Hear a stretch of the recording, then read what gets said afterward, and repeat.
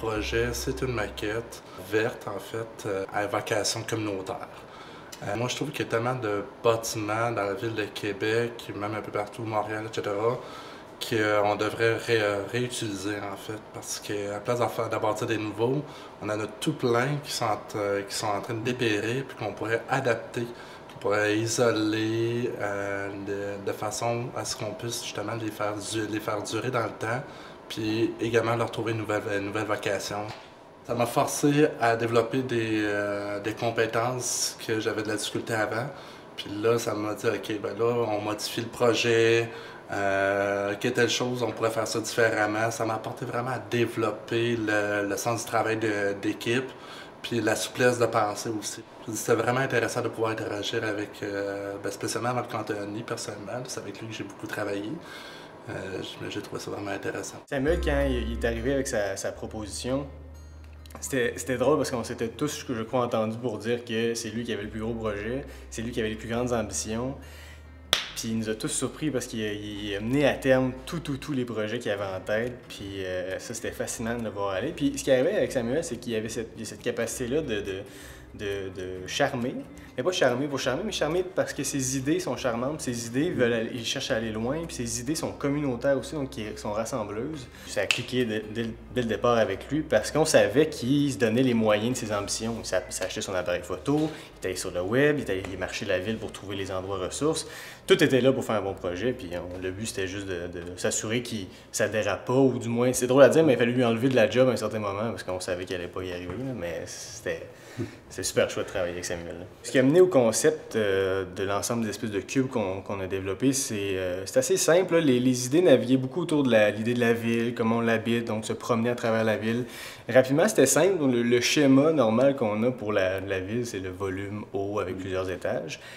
Puis soudainement, ça plaisait à tout le monde parce que ça satisfaisait tout le monde. On parle d'Alexandrine où finalement les photos devenaient des fenêtres sur le bâtiment, et des endroits où on devait entrer le bâtiment, des endroits où on devait regarder le bâtiment. Fait qu'il y a toute cette relation-là qui était assez simple, mais drôlement efficace de ce cube-là. Et les 4 jeunes, on a su, je pense, trouver une espèce de module qui satisfaisait et le concept et leur projet.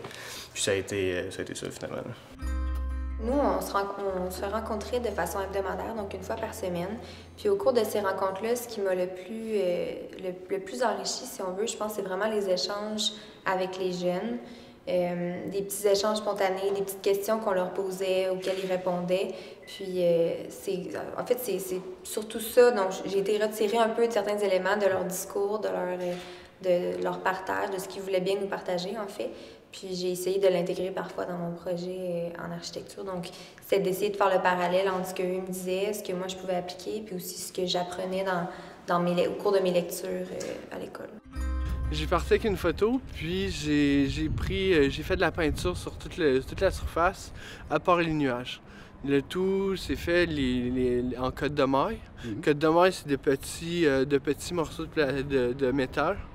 Puis, je les ai rabattus en arrière, ça s'appelle du stampling. Je suis content de mon travail, ça m'a pris beaucoup de temps, c'est vraiment minutieux, puis ça fait mal aux doigts. Mais oui, ça a été vraiment une bonne expérience de travail. Mon regard a juste évolué avec ça en disant que même les jeunes de la rue qui cherchent une nouvelle manière de l'habiter, je pense qu'il faut vraiment être à l'écoute de leur manière qu'ils vivent puis qu'ils appréhendent leurs besoins de tous les jours parce que c'est différent de ce qu'on peut penser. J'ai participé à J'habite la ville. Moi, j'ai fait un projet de photo pour un peu sensibiliser les gens. En fait, mon projet, c'est de l'extérieur de mon projet, on va voir seulement des images de la ville. Pour montrer l'extérieur de la ville, ce que les gens ils voient premièrement en regardant la ville.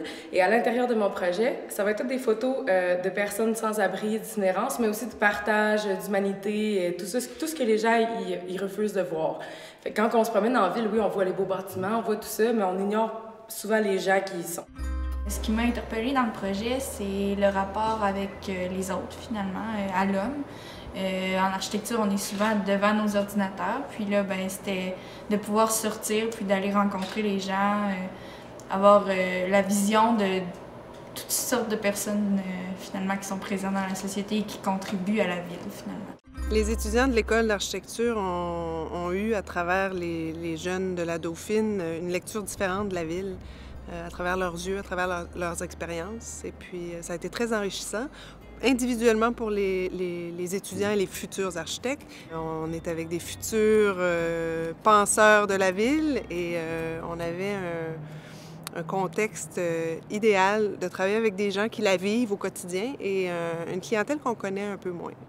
La Dauphine, c'est une maison qui vient en aide aux jeunes de la rue. Et puis, la façon de les aider, c'est de leur donner des moyens, de les encadrer, de les accompagner pour qu'ils puissent devenir autonomes et aller sur le marché du travail.